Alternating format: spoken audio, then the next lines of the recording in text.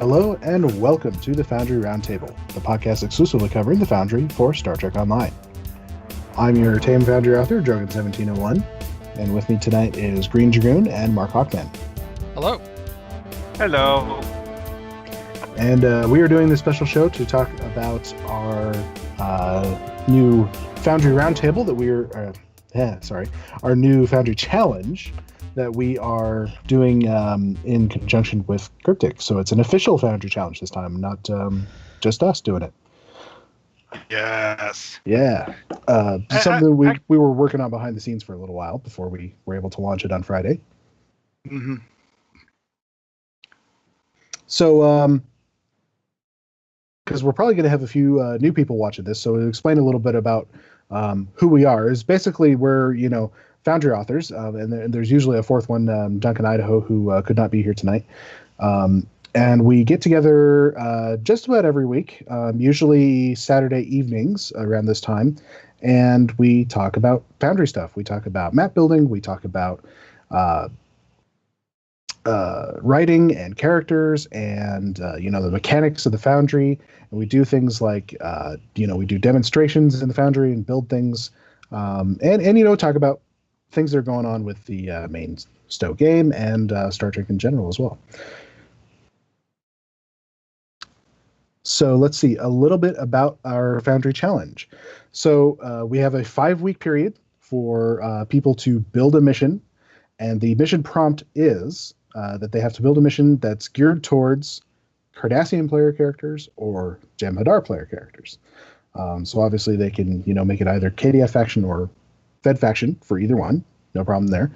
And then at the end of that 5 weeks, we will have a big list of all the mission entries that we will post.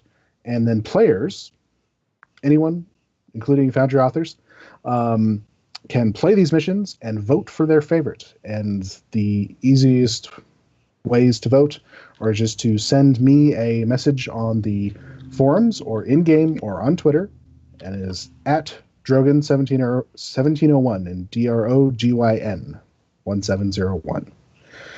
And after that, when I have collected all the votes at the end of that 3 weeks, we will declare a winner. And the winner will receive a T6 ship.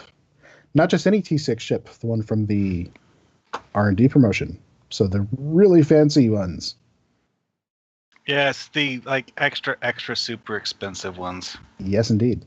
Oh, basically T6 Connie. Yeah. Oh, that's the one everybody wants.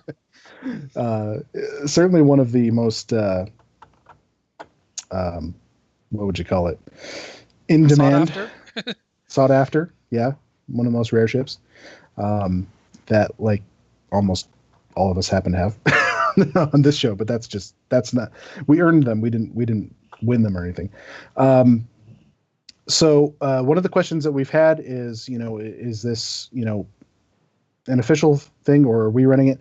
The Foundry Roundtable is administering it. So we're doing all the mechanics of it. What Cryptic is helping with is they put up this prize, which is fantastically generous. We weren't quite expecting that. And then they are putting up some blogs for us at the beginning of the challenge, which we had on Friday. And then they'll put up the blog that has all of the mission entries so people can start playing and voting. And then for the winner. So it's a player-run effort that's being helped along and supported by Cryptic, which I think is fantastic. And I hope people come up with other ideas for player-run things that they can pitch to them. Yeah, I mean, Ambassador Kell has been very interested in doing these kinds of events. And if you're new on the scene, this is not the first Foundry Challenge. The Foundry Challenge was the brainchild of one of our previous community managers, Brand Flakes, way back in the day. And he did at least a dozen of them back in the day. And then we went through a few other people who weren't into that sort of thing. So we kind of revived it ourselves last year sometime, and we've done about 3 of them by ourselves. And now we got some interest from Cryptic when Victoria's Life launched, and we talked to Kale, and here we are. So we have had a good response on the forums. We've already got 2 people entered into our Foundry Challenge. One person double posted, but it's 2 entries total. I'm sure we can get a moderator to get rid of that double post there. One thing we want to do is encourage people to, as soon as you decide you're going to do it, go ahead and put your entry in there. You don't necessarily need to have all the details right away, but just go ahead and stick it there so we can start to get an idea of how many missions we'll have. Yeah, and 5 weeks isn't a ton of time, but it's more than we have had in some. It's enough time for about maybe a 3 or 4 map mission. Mm-hmm. I mean, in one of the previous challenges, I'm not saying someone should do this, merely that I did do this. I actually went and pondered what I wanted to do for 3 weeks of the allotted amount of time we had for that particular challenge. Then after I thought of what I wanted to do for that particular challenge, I spent 1 week actually building the mission. I mean, so you can build a decent mission in 1 week if you really try. So, 4 weeks, that should be more than enough to at least put together a short mission. I say at the time we're recording this, it's we got about 4.5 weeks left in the build period. Yeah, I mean, all of us have kind of built things at various different paces over the years. I've built a mission in about 24 hours. I'm not going to say it's my best mission, but it worked. It was publishable. Mm-hmm. Oh yeah, that demo mission I did for showing how to make a map change based on dialogue choices. That's something I put together in like 2 days, I think. But then again, that's not a full mission. That's just like, hey, this is what happens if you push this button, sort of thing. I would say also don't feel discouraged because you might be new to the Foundry. A well-executed mission is often better than an elaborate mission. Yes. And that includes when it comes to map builds. Also, I would have to mention that the first of my missions that most people would generally consider to be actually good was my third one. My first one is something that was silly, inane, and I myself, after having built it and looked at it a year after I originally threw it together, just scratched my head and was like, yes, I obviously had no clue what the heck I was doing when I put this together because this is horrible. The Foundry is one of those great sort of learn by doing types of tools. The best way I think to learn it is to get in there and start figuring it out, piece by piece. And we also have a lot of great tutorials that we put together over the years. You can find on our YouTube channel is our Foundational Foundry series, and you can check over at starbaseugc.com. They have a listing of several other tutorials. So, one specific thing that I it's an error that I personally made relatively often when I was a new author, and that it's something in specific that I've noticed that's some other authors have struggled with, is that the idea of putting dialogue into the mission, there's 2 ways to do it, which the method for it, which the 2 main methods can be either the right method or the wrong method, depending on what the specific dialogue is. And it takes a while to figure out how to get the story to flow properly and use the 2 different methods of adding dialogue to a mission effectively. Me personally, when I first started out, I would do everything as a pop-up dialogue. Everything, which doesn't work very well at all. Hey, just to answer a comment in the chat, Cthulian, no, we don't have the new DS9 interior, but we have a few Foundry doors on the interior, so you could have a Yeah, door on the new on the the social Foundry map. doors and interactable objects and NPCs from the old Deep Space Nine social map have been transferred over to the new one, so you can set objectives and have people talk to people on DS9. So Yeah, or you can have can them do go it that into way. like a door on Deep Space I'm Nine. not so sure about that. I was rummaging around in the starting things, and I think it's actually there's a duplicate entry for the new DS9 alongside the old DS9, and I'm not sure if missions published prior to this change actually Yeah, you're correct. As Primar is saying in the chat as well, they've been duplicated. They haven't been switched over. So yeah, you're definitely going to want to use the first one, and you can see it's got the new layout and stuff. Yeah, as Dragoon is demonstrating on our stream. We want to encourage anyone in the chat room, if they have questions, go ahead and ask them. Now's the best time. We are going to post this to the couple of forum threads that we have going on the official forums.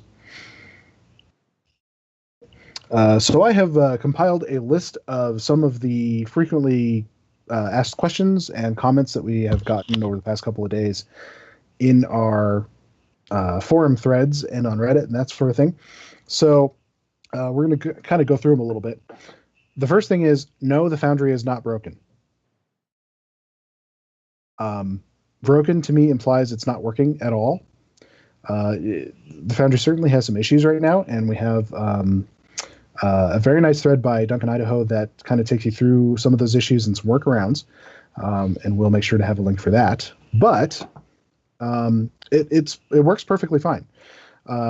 There are, just look at the forums. There's people churning out new missions all the time.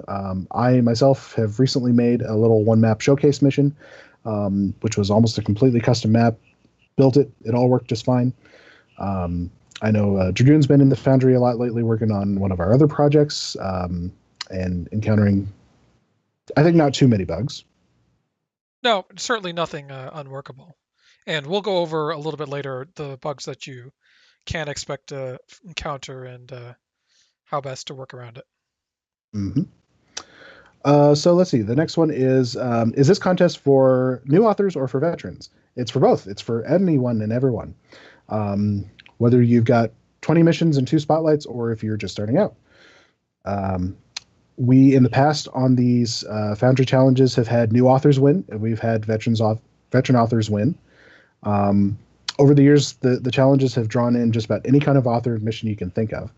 So don't be afraid to try it if you're just starting out, or if you are a veteran, or if you haven't made a mission in a year, 2 years, go ahead and enter if you got a good idea. In our 3 unofficial challenges that we've done on the Foundry Roundtable, every single mission that has been entered has gotten at least 1 vote. So if you build it, somebody will enjoy it. Mm-hmm. That is true. I mean, because not everyone has the same, shall we say, taste in Foundry missions. There are some people who really just don't like reading stories. One of the reasons that we want to do these is to actually attract new authors. So that is definitely one of the goals. Especially with this one, since we're getting Cryptic to help us with publicity. So next question that we've gotten is, can we collaborate with someone on a mission entry? Generally, these challenges are kind of for showcasing the talents of individual authors. Collaboration is great and can be very fun. This is probably not quite the right format for that, especially because, how would you split that prize? Yeah.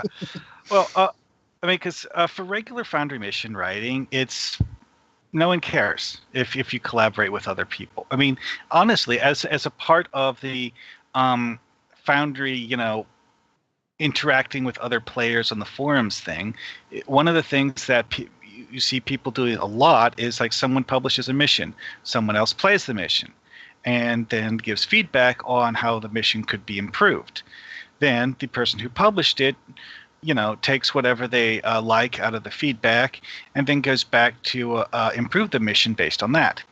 Don't get to do that this part of the Foundry Challenge because of the fact that it's a challenge. Even though those are things that are considered perfectly normal for a regular Foundry mission. And there have been occasions where you have one person build the map and someone else write this story, which again, for regular Foundry writing is perfectly fine, but this is a challenge for you to do everything yourself. One of the other questions that we've been asked is, can somebody enter who has been banned from the forums? For this challenge, it has come up. For this challenge, since we have official backing, we are probably going to have to say no. We don't want to get in a situation where anybody gets in trouble for trying to circumvent a forum ban. If we do more unofficial challenges in the future, we may relax that rule. There may be ways to appeal a forum ban. I'm not as up on that, so that may be, if you're really interested, that might be something you want to look into. If it was something from years and years and years ago, you might be able to get that overturned. I don't know. Certainly reach out to Cal on Twitter or something like that. Yes, definitely. One of them is, let's see, can I adapt an existing or unfinished mission for the challenge? What we want people to do is to conceive and build their mission within this 5-week window. So if you got a mission that's, the maps are already built, the script's half done, that's not really what we're looking for here. We want everybody to be on a level playing field. So everybody to start building their mission and start conceiving of their mission within this 5-week timeline. Now, if you had an idea a couple years ago and you never fleshed it out, and it was just a little, hey, what if I did this? And it works for this challenge, you can do that. But if you've got, half the script written, that's probably too much. Let's see. One of the things that we've been asked is, why showcase the Foundry now? And as we mentioned, it does have some issues. But I don't think there's ever not a good time to showcase the Foundry. Bugs or not, we should take any opportunity we can. The more players that are interested in the Foundry, the better chance we have of getting more developers interested, of getting, scheduled development time. So anytime we can play up the Foundry, we're going to try. Yeah. Also, my personal way of expressing how I feel about that particular objection is that not doing anything with the Foundry doesn't help. Because if the problem is that, people don't, well, that's a bit. If people don't play the Foundry, there's no reason to fix the bugs. Exactly. Yeah, that's a very good way to put it.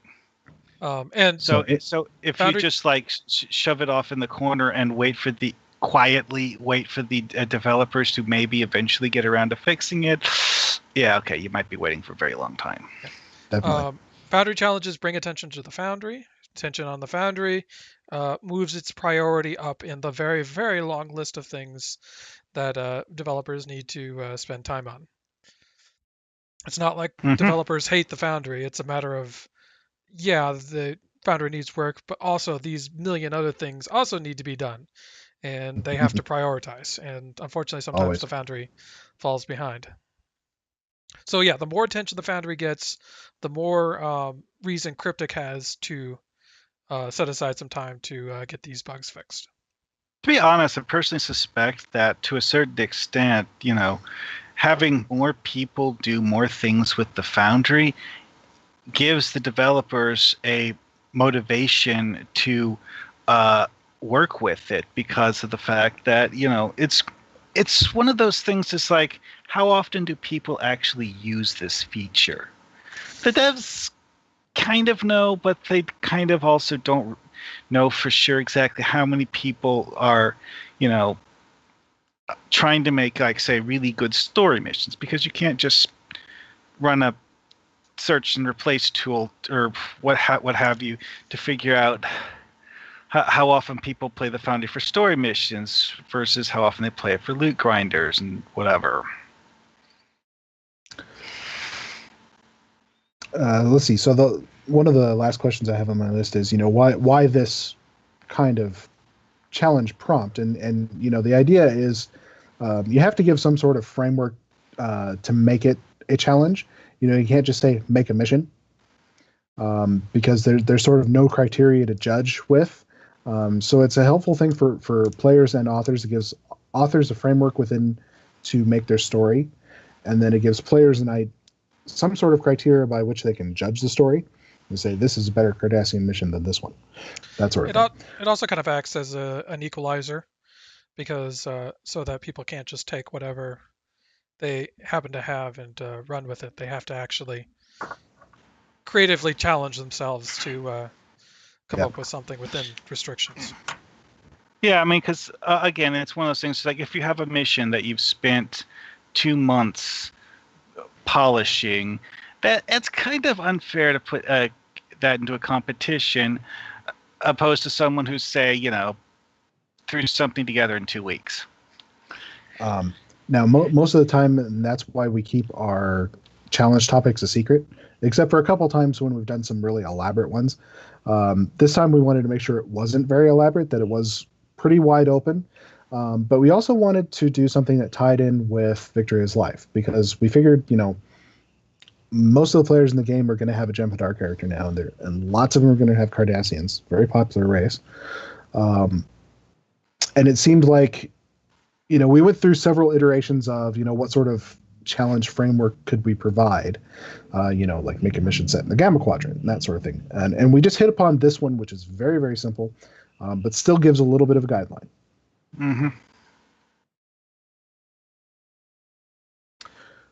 Let's see. So one thing that came up on the forums was talking about what sort of resources we have to make missions that are geared towards Cardassians and Jem'Hadar. So that's why I've asked Dragoon here to be in the Foundry. The first thing we have is in the character creator, you can make Cardassians for Fed and KDF. So if you want to demonstrate that, Dragoon. Sure thing. You have a Starfleet Cardassian here. It's the shiny new Cardassians that just got. I'll tell you what, so the default options for clothing that pop up are just getting weirder and weirder. I think what it is that in a lot of cases it's literally the first thing in the asset database, which, as you said, it's the end result is hilarious, even though there's actually a specific reason for it. It's just, generally screwy, especially like that color scheme that automatically put on that. That is amusing. And just a note, we do have the Cardassian jackets here. Yes, we do, along with the pants and the chest gear options that gives you the kind of harness and the big old back piece. I believe there's let's see, is there a wrist attach thing for Cardassians as well? I might be wrong about that. Don't see a wrist attach. Okay. Well, in any case, they've got options for, like all of the different KDF and Fed uniforms that they can wear. At the moment, we do not have the ability to create Jem'Hadar like we do have, for player characters. Hopefully that will be something that we could get added at some point. But we do have default options. Yes, we do. We have a number of Jem'Hadar here. These are based off of the mobs that spawn in enemy groups. But we have other options, usually several options for each rank. So the captains will be the most elaborate, usually, and then the ensigns will be the simplest, although they look the closest to the... And of course, like the one guy mentioned in one of the interviews, is that as a way of like a visual, like just as like a gameism, for a way of showing off which is the leader of an enemy group, it's the big one. So one thing is that we don't have combat mobs. There's ones that are classed as enemies and ones that are classed as friendlies to the player character. We don't currently have any Jem'Hadar or Cardassian friendly mobs. However, you can reskin the NPC groups. And Pax Federatica recommends that for Jem'Hadar, you reskin the Benthans for space, because they use Polaron weapons, and the Kobali for ground, because they use Polaron. For Cardassians, he recommends Federation. Those are the only ones that are friendly that use Polaron. Yeah, it's mildly annoying, but hey, whatever. It's what we. At least it's not like making friendly Hirogen, because Tetrian. Good luck with that one. Yeah.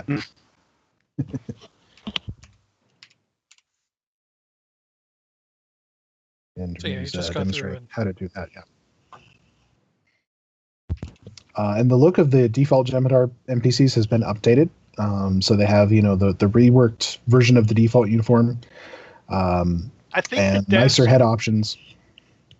Regarding the Jem'Hadar old uniform, I think the devs did the same thing with it that they did with the Federation ship consoles, in that they actually went and replaced the textures. Yeah, they touched it up a bit, made it look all a bit better. Because I have yet to see anywhere in the game where the old non-shiny textures can be seen at all. Because again, that's one thing I pointed out in one of the previous shows, is that Iridian, who has been wearing that particular outfit since it was added to the game, literally, all of a sudden, I didn't even edit the costume. But now, when she goes around wearing the same costume she's had for years, suddenly it has this gold filigree all over the costume. Now, there are also changelings in the NPC contacts list that you can put on your map. They're listed under the name changeling. I believe you can actually rescan regular things using a pre-made changeling costume. Of course, there's the issue of you will not ever have a changeling fighting as an ally, because the game doesn't code it that way. Changelings are very special combat mobs, and while we do have the ability to put them into the game, we cannot set them as friendly. Do they ever appear as yes, in the True Dominion enemy groups?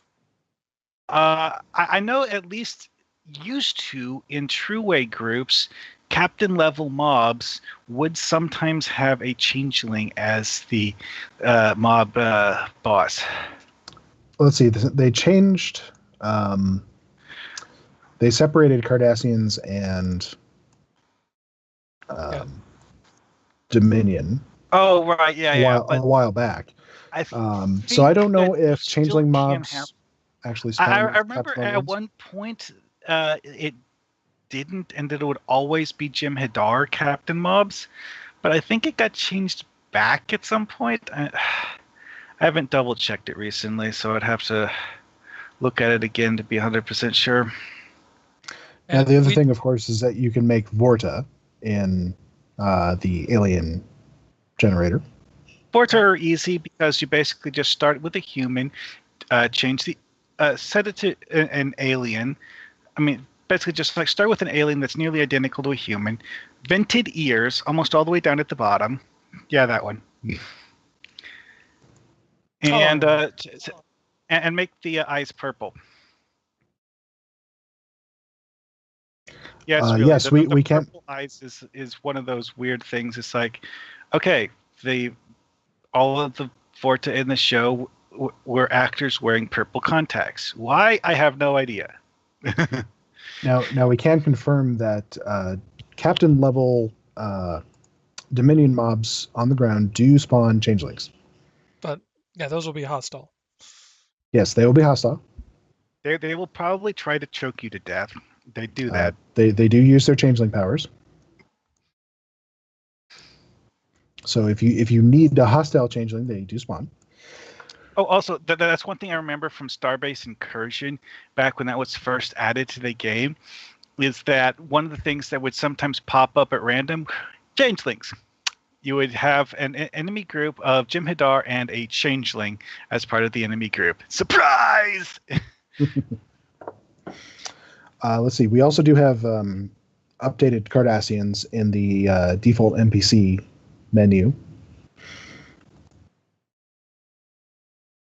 Let's see. We have all of the Cardassian ships, including the 3 new ones from the Victory's Life Pack.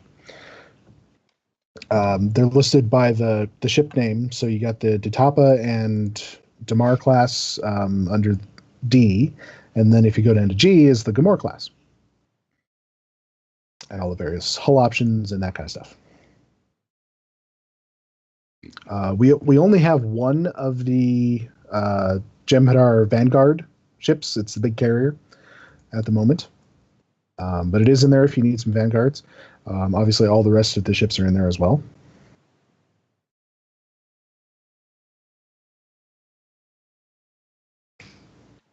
Yeah, we've got all the regular kinds that were available prior to Victory's Life.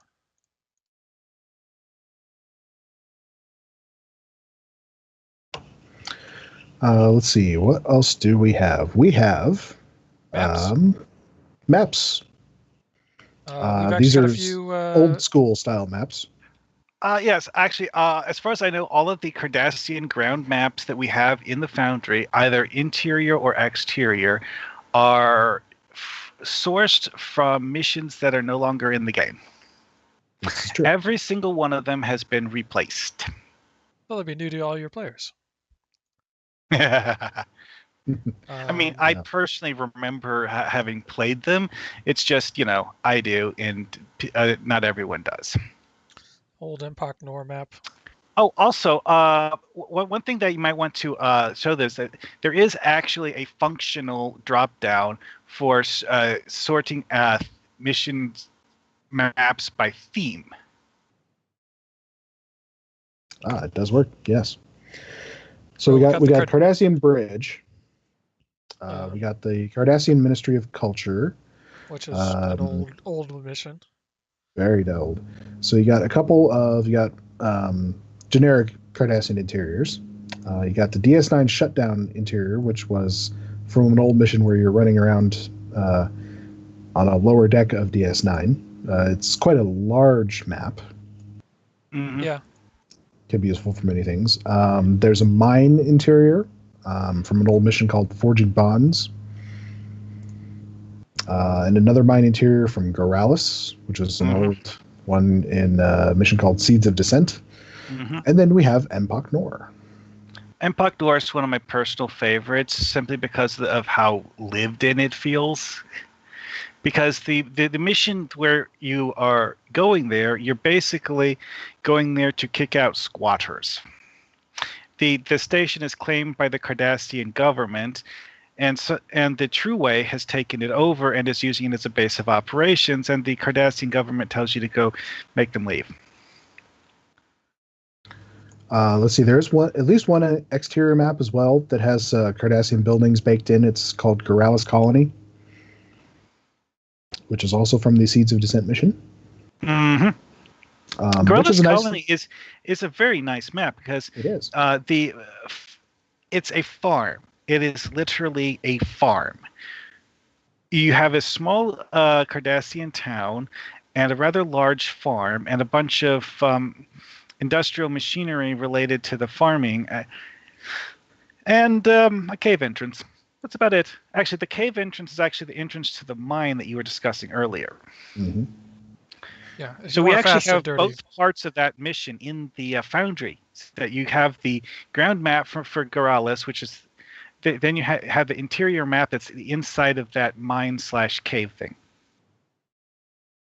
I was also going to point out in the indoors, we don't have much in the way of Dominion, but we do have the bridge of the Jem'Hadar ship. So if you have to beam over to a Jem'Hadar bridge, we've got that map there. One That's interesting thing that I've noticed about the aesthetics of the Dominion interiors is that they're not all that interesting. They really aren't. No, they're pretty basic.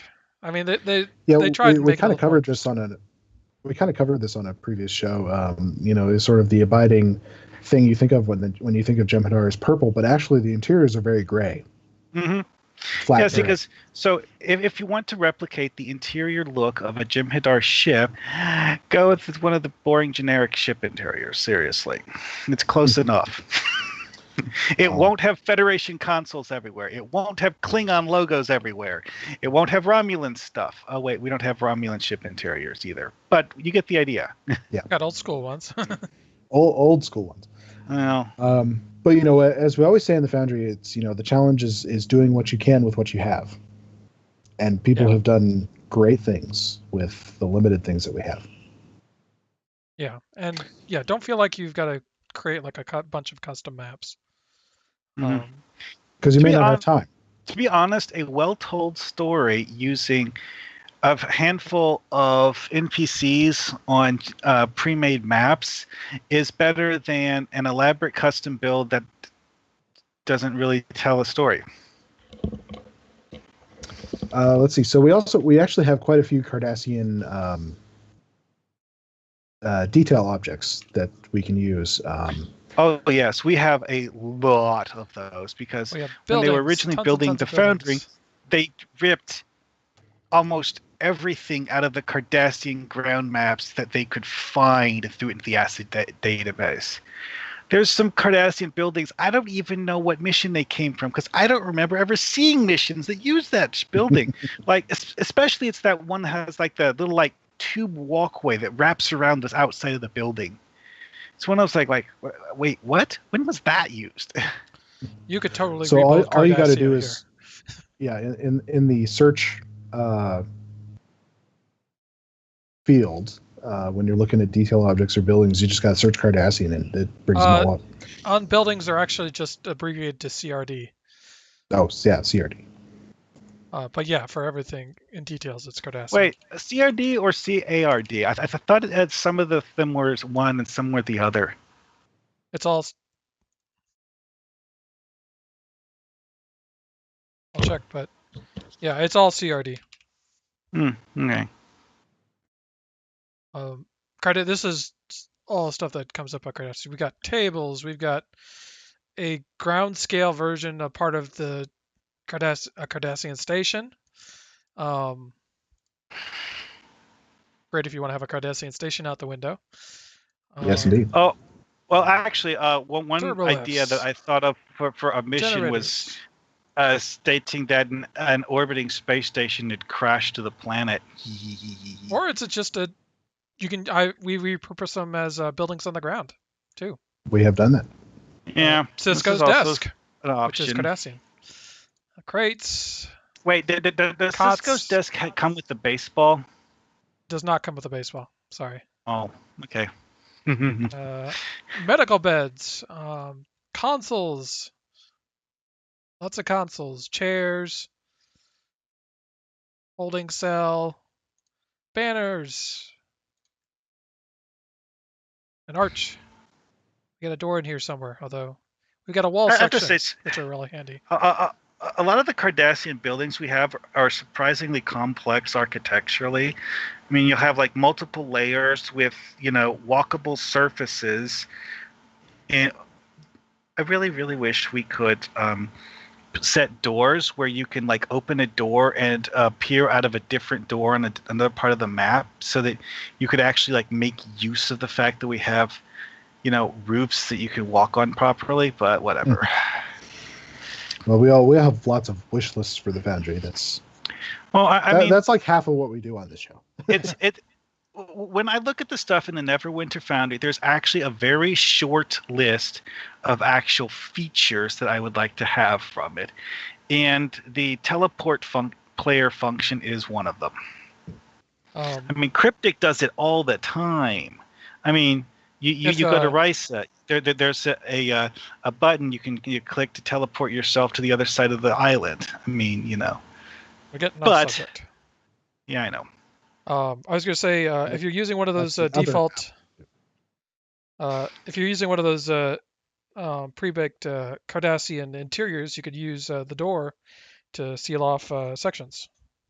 Mm-hmm. Yeah, because we have an actual proper Cardassian door that will fit into the doorways. Yeah, it doesn't open or close, by but itself. It does not open. But if you want to seal off a room that you don't need and make the space smaller, you can use that. And in theory, you could do the old trick of have the door so that it's locked when the player gets there, and then at some point in the mission, you can set a trigger to remove the door. I am really curious if anybody's going to try and actually build a version of Cardassia where you go down to the main city. Certainly could. Well, I mean, it's a big planet. Main city is a what's the best way to put this? Flexible concept. Oh yeah. I mean, you could go to any. You could go to any city on Cardassia. So one of the things about the generator props that we have for Cardassians is they give off light, and they're animated. They're really cool looking. So some of them are in multiple pieces, so that you can actually leave out the glowing part if you don't want to use the glowing part, and you just want to move the spinning rings. Yeah, yep, there's several different versions. I think there's also a broken version of that prop where it's just kind of like where it's turned off there. Yeah. But yeah, it's definitely a very cool. And that's just assuming you decide to go take it somewhere Cardassian. That is not actually a requirement. No, you could take your Cardassian and take them somewhere where there are no other Cardassians if you wanted, if that's your plot. Because you can pretty much do any plot within this Cardassian or Jem'Hadar themed challenge.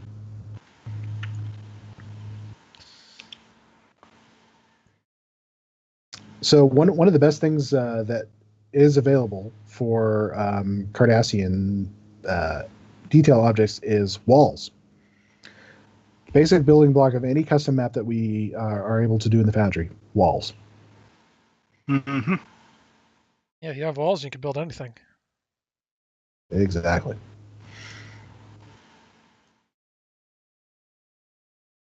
Oh, another fun thing is that this thing says FX Generator Cardassian, which, like I mentioned before, it's literally just the glowing part of the generator prop.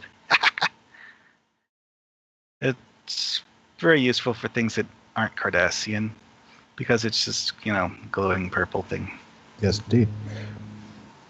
So let's see. We're going to conclude tonight. We're going to keep this pretty short and sweet. We're going to conclude with just a couple of things about some of the issues you might run into right now in the Foundry, and various workarounds. So the very first thing is if you cannot type into any of the fields in the Foundry, Alt tab. Yeah, that is the solution that we found is Alt tab to another window and then Alt tab back. Don't close the stow application. Just switch to another window and switch back. Hopefully that will clear up the problem. Yeah, it's just a matter of if for some reason the stow is not in focus and Windows doesn't realize it is. So tabbing out and back in will fix that. And ooh, I just noticed something I don't remember seeing in the asset database before. We have the elevator props from DS9. We do. Another thing you'll notice is that if you go to the Play Map button and preview one of your maps, you cannot actually transition to the next map. That's just something that's not working at the moment. You have to test each map individually.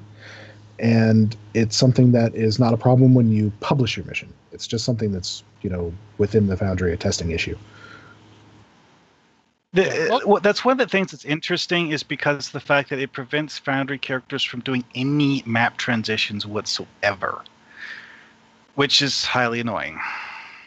Yeah, so if you're looking at in the story tab and you hit the button that says play from beginning of story, and you transition, you go to wherever your mission entry door is and try and go into the mission, it won't let you in. Yeah, it'll just fail when you try to space station. this thing that says Space Station, Cardassian Station, I don't think that's a Nor class station. I think it's a smaller. Yeah, it's a smaller version without the big docking ring. Let's see. If you're trying to publish and your progress gets stuck, basically the workaround for that is to just cancel the publish and try it again. Usually it should work even if you have to try it a time or two. There is no, or except for a couple, lighting in space in under lighting 2.0. That's something that just hasn't really worked. There's not much of a workaround around that. Let's see, if you have a objective that isn't showing a waypoint on the minimap, we're not necessarily sure, I think, what triggers that. But if you run into it, basically the workaround is to go back into the story tab, get rid of that objective, and put it back in. And then we'll just a quick note. When we say there's no lighting in space, no, there is lighting. I mean, you can still see and everything. Yeah, it looks a little bit dull. It's just that it's not pretty customizable. Flat. Yeah, it's pretty flat. And that, unfortunately, we can't do anything. But I mean, it's not like it's unplayable. One interesting thing with lighting 2.0 is that the ground lighting is now directional. So with ground, the lighting you choose for ground, which is the backdrop, as it's called, for the map, that actually determines the direction that shadows come from. So two different things where the lighting looks nearly the same. One of them may be different because of the fact that it has a different direction of shadows, which might make a difference in a mission, might not. I don't know.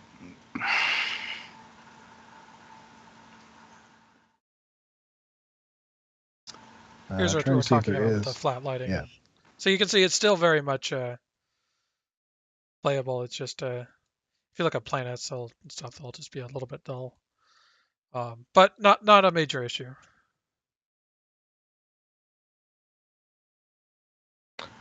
So we're going to conclude with just some tips for generally starting missions for first-time authors. Make sure you include the starting location in your mission description. If people can't find your mission, that's always not a good thing. Make sure you include respawn points at appropriate locations on your maps. Respawn points can just be found under the special tab in the library on the right-hand side. Generally a good idea to avoid spawning the player in range of combat mobs. Mm-hmm. If depending on how quick the load time is, you can actually have the player zone in dead because the combat mobs killed them before they finished zoning in. Yeah.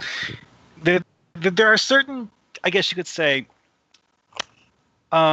trends that you see in cryptic design maps. One of them is never dump mobs on the spawn point. Another one is just always have something that an NPC says to you when you're doing a map transition about the map transition. Don't just put in go to next map. Yeah. It's just, If you are going to use a reach marker, what you want to make sure that you do is never leave it with the radius at 0. Very, very important because of the fact that it is theoretically possible to trigger an objective with the reach marker radius of 0. I have done it. It annoys the living out of almost everyone, though. Yeah, if you don't see a blue circle around your reach marker, you're doing it wrong. Yeah. Well, actually, even if it's at 0, you will see a blue circle. Well, okay, on the minimap, it looks more like a blue dot. But whatever. If you find the blue dot and stand on it, on a ground map at least, it works okay-ish. Space maps, good luck with that one because you have to get the altitude right in addition to the left and right and forward. Oh yeah, space maps, if the reach marker radius is set too low, people may never find it, ever. And one kind of last piece of general advice is to do published playtest of your missions. Especially for combat, because yeah, if you set combat wrong, I actually played a mission earlier today where someone had this brilliant idea of ambushing the player with 2 captain level mobs when they did a dialogue with an NPC. Don't do that. Don't. I did it once, but I was trying to intentionally kill the player. Yeah. Yeah, this person wasn't. For published playtest for this challenge, we recommend that you don't necessarily let any other players in on it because we want it to be as polished as you can make it by yourself. And generally, if you publish it for a playtest, stick a little, thing that says test on it rather than the actual title of the mission. So anybody trolling through the lists, wouldn't necessarily stumble upon it.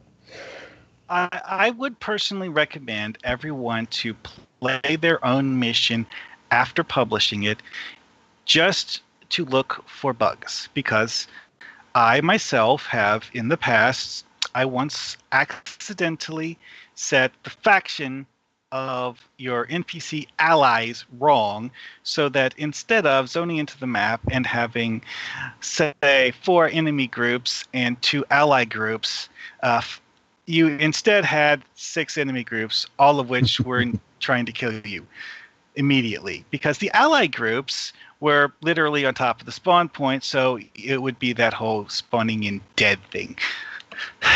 Let's just say that I had to fix that one rather quickly.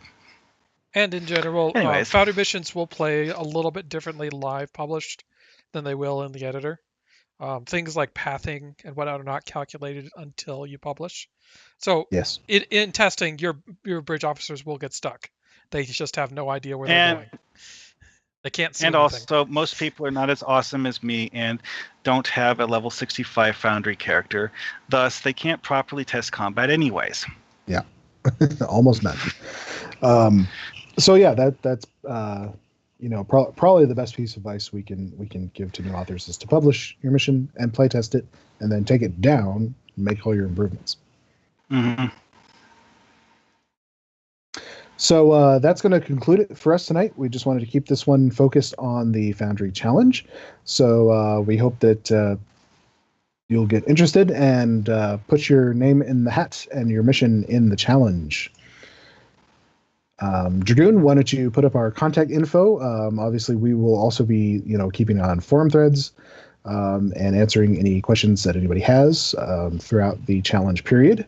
But otherwise, you can get a hold of us at these different ways. Take it away, Greendragoon. Yep. So if you need to email us, you can reach us by email at foundryroundtable@live.com. You can also check out our main Twitter feed, which is at Foundry Roundtab. Drogan, specifically, because he will be the one that you will be sending your votes to when we come to voting, Yes. is at Drogan1701. The rest of us, Duncan, can be reached at Gorgonups_SSF. Mark can be reached at Markhawkman. And I can be reached at Greendragoon.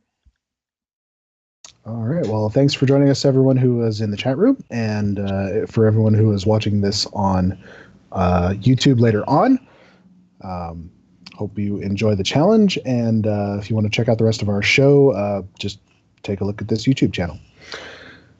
And join us usually every weekend, generally Saturdays, although we do kind of keep it a little bit flexible because lots of us have real world stuff going on, and we just do this as a hobby. And our Twitch channel is twitch.tv/The Foundry Roundtable. But for now, we will say good night. Good night. Good night.